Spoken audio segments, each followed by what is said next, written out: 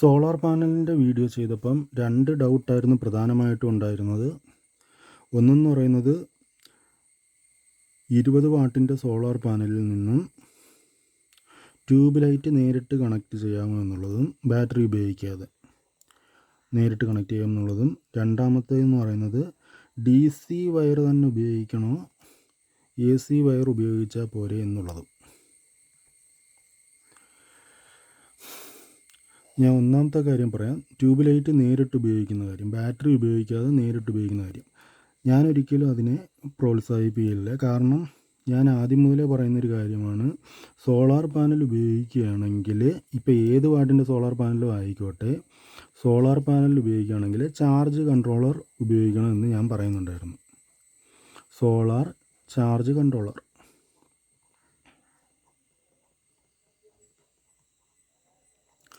ഈ solar charge controller ഉപയോഗിക്കാൻ പറയുന്ന കാര്യം, 20 വാട്ടിൻ്റെ സോളാർ പാനലിൽ നമുക്ക് നല്ല സൂര്യപ്രകാശം 12 വോൾട്ടാണ്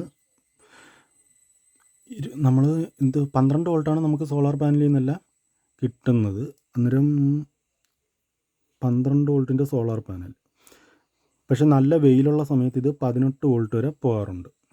ഞാനത് ചെക്ക് ചെയ്ത് നോക്കിയിട്ടുണ്ടായിരുന്നു. 18 വോൾട്ട് അടുപ്പിച്ച് അത് പോകാറുണ്ട്.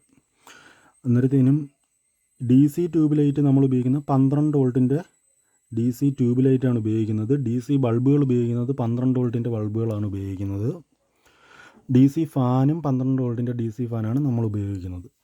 അന്നേരം സോളാർ ചാർജ് കൺട്രോളർ ഉപയോഗിക്കുമ്പോൾ എന്ത് ചെയ്യുന്നത്, നമുക്ക് എപ്പോഴും അത് 12 വോൾട്ടായിട്ട് തന്നെ കിട്ടും.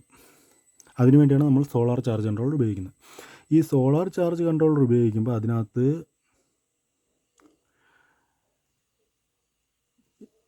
3 ഓപ്ഷൻസ് ഉണ്ട്. S positive negative, B positive negative, load positive negative. നമ്മൾ സോളാർ ചാർജ് കൺട്രോളർ ആദ്യം കണക്ട് ചെയ്യുന്നത് ബി പോസിറ്റീവ് നെഗറ്റീവ് ആയിരിക്കണം. എന്നാലേ അതിന് ആ ബാറ്ററിയെ മനസ്സിലാക്കിയതിന് ശേഷം ബാക്കിയുള്ള കാര്യങ്ങളൊക്കെ അതനുസരിച്ചായിരിക്കും. അതുകൊണ്ടാണ് ബി പോസിറ്റീവ് നെഗറ്റീവ് നമ്മൾ കണക്ട് ചെയ്യുന്നത്. എക്സൈഡിൻ്റെ സോളാർ ചാർജ് കൺട്രോളർ ഞാൻ പറഞ്ഞിട്ടുണ്ട്. അതിനകത്ത് വേറെ കൂടുതൽ സെറ്റിംഗ് ഒന്നുമില്ല, വളരെ റേറ്റ് കുറവുമാണ്. നിങ്ങളൊരു 20 വാട്ടിൻ്റെ സോളാർ പാനൽ നിങ്ങളുടെ കയ്യിൽ ഉണ്ടെങ്കിൽ ഒരു എക്സൈഡിൻ്റെ സോളാർ ചാർജ് കൺട്രോളർ മേടിക്കുക. അത് മേടിച്ചിട്ട് ബാറ്ററി നമുക്ക് ഇപ്പോൾ 20 വാട്ടിൻ്റേതാണെങ്കിൽ 7.5 MB. നമ്മളെപ്പോഴും സോളാർ പാനലിൻ്റെ പകുതി ഉള്ളൊരു ബാറ്ററി മേടിക്കുന്നതായിരിക്കും നല്ലത്. ഇപ്പം 100 വാട്ടാണെങ്കിൽ 100 വാട്ടിന് ഞാൻ ഉപയോഗിക്കുന്നത് 3500 AHൻ്റെ ബാറ്ററിയാണ്. പിന്നെ അതെന്ന് പറഞ്ഞാൽ അത് ഫുൾ ആ സൈക്കിൾ, അത് ചാർജിങ് നടക്കും. ഇല്ലെങ്കിൽ അത് 3-4 ദിവസം എടുക്കും ഫുള്ള് ചാർജ് ആവാൻ. 20 വാട്ടിന് നമ്മൾ അതിനേക്കാളും കൂടുതൽ ചാർജുള്ള, ഇപ്പം 3500 mAhൻ്റെ നമുക്ക് കണക്ട് ചെയ്യാം. കണക്ട് ചെയ്യുമ്പോഴെന്ന് പറഞ്ഞാൽ ചാർജ് ആയി വരാൻ എത്ര ദിവസം എടുക്കും? ചാർജ് ആവാൻ സമയമെടുക്കും. അന്നേരം നമ്മളിവിടെ പറഞ്ഞത് സോളാറിന് ആദ്യം ബാറ്ററിയുടെ പോസിറ്റീവും നെഗറ്റീവും കണക്ട് ചെയ്യുക, പിന്നെ സോളാറിൻ്റെ പോസിറ്റീവും നെഗറ്റീവും കണക്ട് ചെയ്യുക. എന്നിട്ട് നമുക്ക് ഏതൊക്കെ ലോഡിലേക്കാണോ കൊടുക്കേണ്ടത് ആ ലോഡിൻ്റെ പോസിറ്റീവും നെഗറ്റീവും കണക്ട് ചെയ്യുക. ഇനി ഉള്ള ഡൗട്ടായിരുന്നു AC DC വയറിൻ്റെ കാര്യം. ഞാനിവിടെ AC വരച്ച് വെച്ചിട്ടുണ്ട്.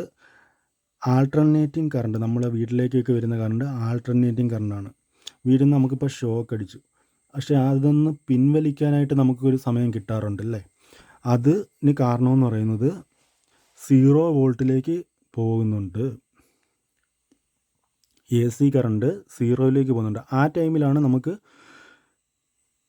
ഇതിനൊന്ന് പിൻവലിക്കാം. നമ്മളിപ്പോൾ ഒരു വയറിൽ പിടിച്ച് നമുക്ക് വയറിൽ പിടിച്ച് ഷോക്ക് അടിച്ചെങ്കിൽ അത് പിൻവലിക്കാൻ വേണ്ടി നമുക്കൊരു സമയം കിട്ടുന്നുണ്ട്. പക്ഷേ അതേസമയം DC എന്ന് പറയുന്നത് ഡയറക്റ്റ് കറണ്ടാണ്. ഇപ്പോൾ 230 വോൾട്ട് AC എന്നുള്ള ഷോക്കിനേക്കാളും വലുതായിരിക്കും 110 വോൾട്ട് DC എന്നുള്ള ഷോക്ക്. നമുക്കവിടെ ഇത് പിൻവലിക്കാനൊരു സമയം കിട്ടുന്നില്ല. DCക്കകത്താണെങ്കിൽ പിൻവലിക്കാൻ 0യിലേക്ക് പോകാത്തത് കാരണം നമുക്കത് പിൻവലിക്കാനുള്ള സമയം കിട്ടുന്നില്ല.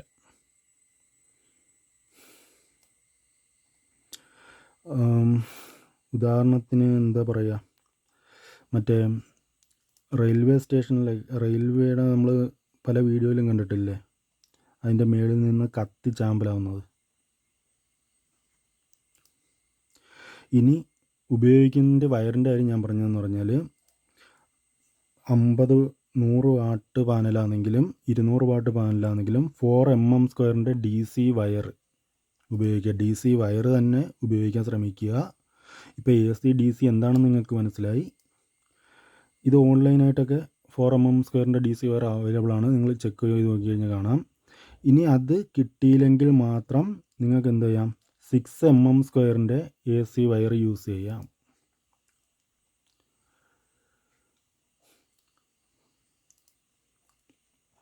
ചാർജ് കൺട്രോളറും ബാറ്ററിയും സോളാർ പാനലും തമ്മിൽ കൂടുതൽ അകലം പാടില്ല.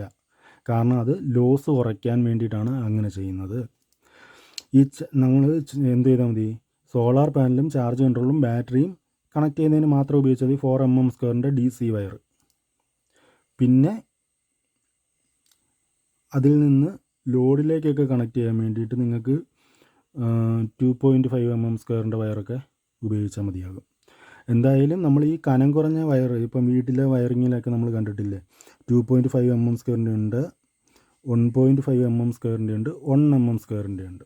മെയിൻ എന്ന് വരുന്നതിന് നമ്മൾ എപ്പോഴും കട്ടി കൂടിയ വയറാണ് ഉപയോഗിക്കുന്നത്. കാരണം അത് ലോസ് കുറയ്ക്കാൻ വേണ്ടിയിട്ടാണ് ഉപയോഗിക്കുന്നത്. നമ്മൾ കനം കുറഞ്ഞ വയർ അവിടെ ഉപയോഗിച്ച് കഴിഞ്ഞാൽ നല്ല രീതിയിൽ ലോസ് ഉണ്ടാവും, നമുക്ക് കിട്ടുന്ന ഔട്ട്പുട്ട് കുറവായിരിക്കും. അതുകൊണ്ടാണ് അങ്ങനെ ചെയ്യുന്നത്. അതുകൊണ്ട് നിങ്ങൾ പരമാവധി 4 mm² DC വയർ തന്നെ ഇത്രയും പറഞ്ഞ സാധനങ്ങളിൽ നിന്ന് ഉപയോഗിക്കാൻ ശ്രമിക്കുക. അത് കഴിഞ്ഞിട്ടുള്ളതിന് നിങ്ങൾക്ക് AC വയർ, അതിൻ്റെ അളവിനുള്ള കനം കൂടിയ AC വയർ ഉപയോഗിക്കാം. ഇപ്പോൾ നമ്മൾ 2 കാര്യങ്ങളാണ് പറഞ്ഞത്. 20 വാട്ടിൻ്റെ ട്യൂബ് ലൈറ്റ് നേരിട്ട് കണക്റ്റ് ചെയ്യുന്നതിന് പകരമായിട്ട് സോളാർ പാനലിൽ കണക്ട് ചെയ്ത് സോളാർ ചാർജ് കൺട്രോളർ ഉപയോഗിച്ച് കണക്ട് ചെയ്യുക. പിന്നെ DC വയറും AC വയറും തമ്മിലുള്ള എന്താണത് വ്യത്യാസം എന്നുള്ളത്, DC AC തമ്മിലുള്ള വ്യത്യാസം നമ്മളിപ്പം പറഞ്ഞു. മനസ്സിലായി കാണുമെന്ന് വിചാരിക്കുന്നു.